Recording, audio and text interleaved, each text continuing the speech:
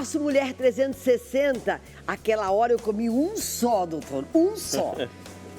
Vou comer o outro agora. É bom, é gostoso. É bom. A gente sabe que é gostoso, mas não pode exagerar. Não pode exagerar. A gente tem que comer com moderação, porque senão a gente pode ganhar gordura, inflamação e acabar tendo malefícios. Então, nós vamos ensinar, eu não, nosso querido Lucas vai ensinar você a substituir esses alimentos inflamatórios, né? Que a gente sabe que eles causam vários problemas no nosso dia a dia, né, Lucas? Então eu queria que você falasse o que são esses alimentos inflamatórios e o que eles acarretam aí no nosso dia a dia, no nosso corpo, enfim, uma geral nesses alimentos, desse inflamatório. Certo. Então, a inflamação, ela é nada mais que uma defesa do nosso corpo. Certo. Ela é uma defesa contra algum agressor, contra algum invasor, por exemplo, e ela tem uma intenção boa. O problema é quando ela passa um pouco do ponto, porque o que ela faz é tentar destruir alguma coisa que está invadindo o nosso corpo, porém ela vai destruir também células boas do nosso corpo. E isso faz com que essa parte ruim da inflamação. Quando a gente tem uma inflamação excessiva ou por longo prazo, é que vem o problema. E aí, alguns alimentos, eles não vão causar inflamação diretamente, porém, eles vão levar a uma inflamação de maneira indireta, vamos dizer assim. Porque, por exemplo, eles vão aumentar a gordura corporal, que vai acabar aumentando a insulina, vão aumentar algumas substâncias. Você fica mais fortinho, Exatamente. Fortinha, né? Quando você fala longo prazo, é aquela alimentação que a gente faz assim, ó, todo dia eu tomo refrigerante. Todo dia eu como o tal do salgadinho, a salsicha, não é isso, doutor? Exatamente. Quando a gente fala longo prazo, é quando a gente se expõe a isso vários dias seguidos e numa quantidade maior, uma quantidade grande. Então, salsicha todo dia, álcool todo dia, refrigerante, isso tudo, todos os dias, vai ser prejudicial. Vai acabar trazendo mais malefícios para você, levando a essa parte de inflamação, ganho de gordura, aumento de insulina e várias outras doenças. Tá certo. Agora, substituindo o nosso delicioso refrigerante. Para algumas pessoas é delicioso. Eu, particularmente, doutor, não tomo refrigerante, nem meus filhos. Eu os ensinei a não tomar refrigerante, então a gente não tem esse hábito. Mas uma vezinha ou outra, alguma coisa muito levezinha, eu tomo. Então, no caso do refrigerante, fala pra gente. O refrigerante você pode substituir ele por água ou suco natural. Lembrando que a gente estiver falando sobre emagrecimento, muitas vezes o suco natural ele vai ter calorias. Tá. Quando a gente fala em termos de calorias, só pensando em emagrecimento, a gente tem que calcular isso também. Mas O zero também é um pouco melhor, você pode substituir. Eu tenho o hábito de tomar todos os dias uma Coca-Cola zero. Isso é bom, não é? Pensando do ponto de vista de saúde, não é tão bom, porque ele tem vários aditivos químicos, vários produtos químicos, mas se a gente pensar exclusivamente na parte de peso, é melhor do que você tomar um refrigerante normal, porque no refrigerante normal, uma latinha de Coca tem aí quase 200 calorias. Mas se você toma 2, 3 no dia... Aproveitando, doutor, essa compulsão e o emocional que a gente estava batendo papo, né? Às vezes a pessoa, eu tenho compulsão em tomar refrigerantes, ou salgadinho, ou no caso, qualquer chocolate. Explica um pouquinho essa compulsão com o emocional. Isso é importante a gente falar, porque tem muita gente que confunde compulsão com comer impulsivo.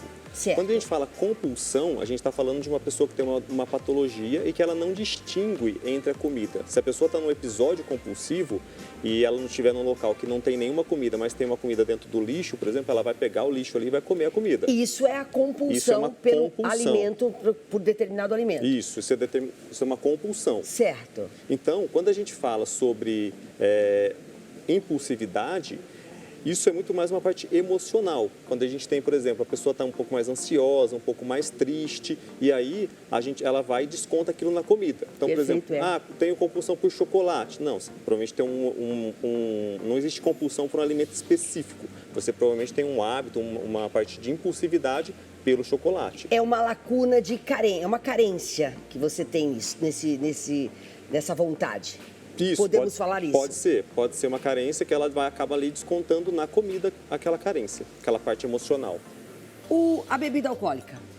Não tem o que substituir.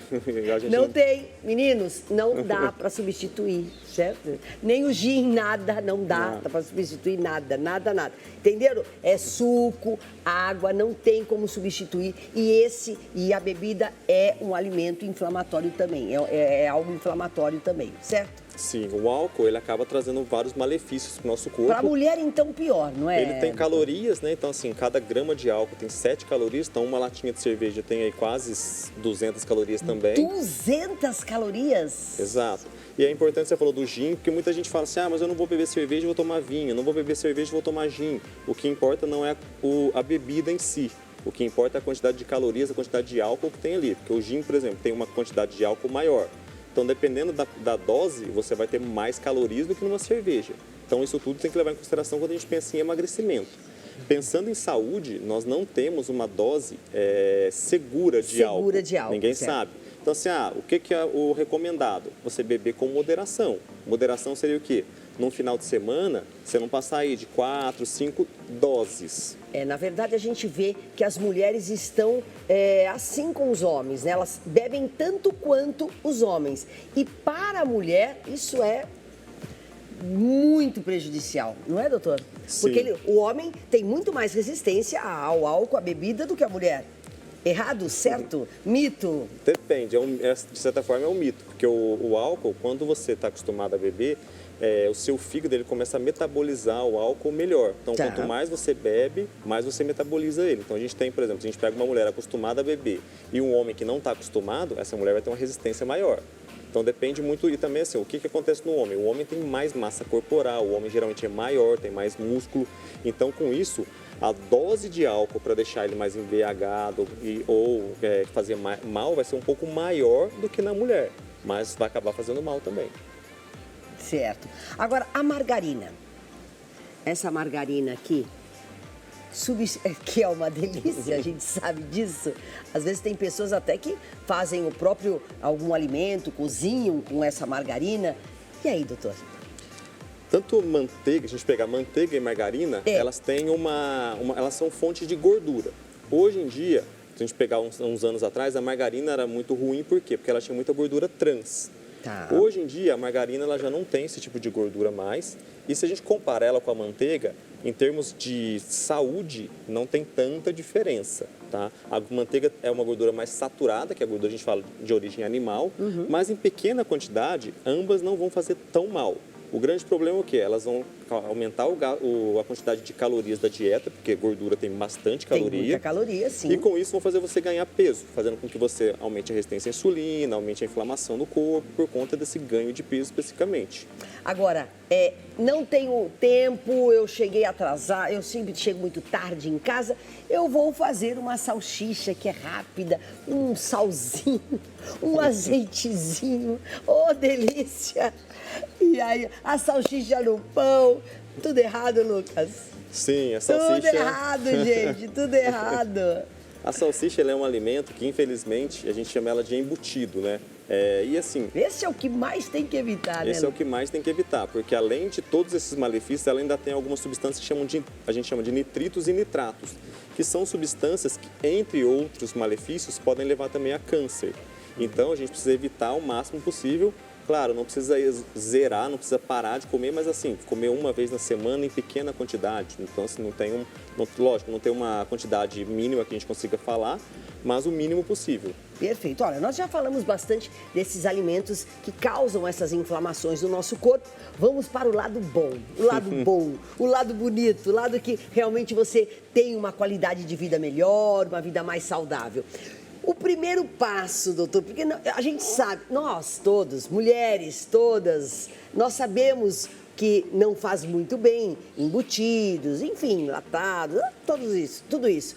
Mas começar uma dieta não é tão simples assim. Se conscientizar que você precisa ter alimentos mais nutritivos no seu dia a dia, que você vai ficar com menos fome também, né? Porque se se alimenta bem, você fica com menos fome e talvez você comece a ter um equilíbrio, não engordar tanto, né? Principalmente a nós, mulheres, depois de uma certa idade, né? Sim. Fala para mim desses alimentos mais nutritivos. e que substituem esses inflamatórios? Bom, o mais importante quando a gente vai pensar em fazer uma dieta é a gente adequar um cardápio e não querer fazer mudanças radicais e nem seguir dietas da moda. Porque dieta da moda não vai ser sustentável no longo prazo. Então, quando a gente fala dieta, na verdade, a gente está falando de uma reeducação e que a gente não vai passar fome, não vai deixar de comer totalmente o que gosta. Então, uma regra que a gente costuma dizer é você ficar ali 80%, 85% do tempo fazendo seguindo um cardápio saudável. Uma dieta saudável. E em 15, 20% do tempo você poder se dar o luxo de comer alguma dessas coisas que, vamos dizer assim, besteiras, entre aspas. Tipo, então, de repente você tem normalmente um almoço, você se alimenta, um café da manhã, e à noite, se você for uma vez ou outra num barzinho, você pode até abusar um pouquinho, né? Exato. Agora eu tô vendo os ovos aqui, que há um tempo ele era vilão. E agora ele é a dieta do ovo. Ovo, proteína puríssima, é perfeito, porque essa mudança e realmente é bom isso mesmo, você consumir diariamente ovos e a quantidade também. Sim. Os ovos, eles são uma fonte de proteína, uma proteína bem completa. E como a ciência vai evoluindo, lá atrás, a gema do ovo ela é rica em gordura. Certo. E lá atrás achavam que essa gordura aumentava o colesterol, trazia alguns malefícios. Porém, com a evolução da ciência, a gente viu que essa gordura, na verdade, do ovo, ela não piora a gordura ruim do nosso sangue. Ela, na verdade, ela acaba sendo benéfica. Tá. Então, o ovo é utilizado como fonte de proteína e é uma fonte relativamente fácil, né? Porque a gente pode fazer várias coisas com o ovo. Você não precisa comer o ovo cozido em si. Você pode comer o ovo cozido, como omelete, pode comer numa receita, por exemplo, uma panqueca com uma bananinha, alguma coisa assim. Então você consegue, é uma proteína bem versátil, né? Exatamente, e fácil. Agora, ele cozido, ele tem a mesma propriedade, sendo ele um ovo frito ou no omelete? São as mesmas, porque ele fica cozinhando um pouco mais. Sem problema, doutor? É a mesma qualidade de proteína que você consome, que você vai consumir Sim, diariamente? vai ser a mesma qualidade e a mesma quantidade. O que vai mudar quando a gente coloca ali ele no cozido, por exemplo, vou fazer ele frito. O ideal é você colocar 1, 2 gotinhas de azeite, alguma coisinha ali, só para não grudar, mas não colocar óleo. No omelete, qualquer dessas coisas, a quantidade de proteína e a qualidade dessa proteína vai ser igual, não vai mudar. Quando você faz uma dieta, uma base de uma dieta, assim, no geral, você, geralmente, a pessoa começa no café da manhã com grãos, ovos, alguma coisa assim, as frutas. Isso é base no café da manhã. Nunca ficar em jejum, né? Porque o jejum, você tem uma fome absurda e quando você chega num prato de lasanha, de macarrão, você se acaba, não é? Exatamente. Quando a gente fica... Primeiro que a gente tem alguns trabalhos que mostram que pular o café da manhã aumenta o risco de infarto, de algumas doenças do coração. Olha que importante. Então já é interessante a gente comer alguma coisa no café da manhã. Quando a gente pensa em saciedade, se eu ajusto a quantidade de comidas ao longo do dia, eu vou fazer com que eu fique com menos fome, porque eu vou colocar mais fibra, mais proteína, que são alimentos que dão um alto nível de saciedade, são sacietógenos que a gente chama. Então, com isso, quando eu for comer, eu vou comer menos e vou ter escolhas alimentares melhores. Quando a gente está com fome, a gente perde um pouco dessa parte racional de escolher. É verdade. Ninguém fica com fome de comer um prato de salada. Nunca, vai ficar né? com fome de vai comer salada? Não. É verdade, não pode. Então, ficar com fome é isso. Então, a gente coloca bastante proteína, bastante fibra, bastante grãos, para justamente dar mais saciedade e fazer com que a fome se reduza e a pessoa consiga seguir aquele plano alimentar. Aí, Lucas, quando as pessoas procuram você para fazer esse tipo de dieta, você não tira radicalmente tudo que ela gosta, né? De repente, o chocolate todos os dias ou alguma coisa, a própria massa. Não, você vai equilibrando aos poucos. Tem que fazer uma dieta que você consiga esticar isso para o resto da vida, né? Não é isso que você estava me ensinando? Isso, exatamente. Quando a gente vai pensar em montar um plano, tanto eu quanto o meu nutricionista, a gente monta um plano ali para a pessoa, colocando bastante coisas saudáveis, mas se a pessoa, não consigo deixar de comer um doce todos os dias, não adianta a gente querer tirar e falar, não, você vai parar. Porque a gente não vai conseguir com que ela tenha adesão. Então, com isso, a gente deixa, por exemplo, uma quantidade limitada, calculada ali na dieta. Então, por exemplo, se para ela 20 gramas de chocolate vai satisfazer e não vai atrapalhar o processo de emagrecimento, a gente vai deixar aquilo ali para ela ter mais adesão e, com isso, ela conseguir manter aquela dieta no longuíssimo prazo. Perfeito. Olha, é um médico bonzinho. Ele vai deixar você comer, você vai comer moderadamente, vai ter aquela vontadezinha daquele chocolate, daquele salgadinho, mas Tudo no equilíbrio. Muito obrigada, viu, Lucas? Foi Imagina. excelente. As suas redes sociais já estão aí na telinha aí para o pessoal acompanhar você também. E no caso assim, se você... esses alimentos que são embaixo da terra, né? Mais uma pergunta. Ó, sua rede social já está. Lá tá essa rede social, certo? Isso, essa mesmo. Você sempre dá dicas, Sim, né, eu Lucas? coloco coisas diárias lá sobre alimentação, sobre exercício, sobre reposição hormonal, qualidade de vida, todos os dias. Num outro momento nós vamos convidar você para dar esse passo a passo dos exercícios diários, que também são muito importantes, mas eu sei que de repente você não gosta de fazer, mas é necessário para a sua saúde. Lucas, muito obrigada, viu? Eu que Você agradeço. seja sempre muito bem-vindo. Obrigado. O nosso Mulher 360 vai para um breve intervalo, mas é muito rápido, porque tem muito mais.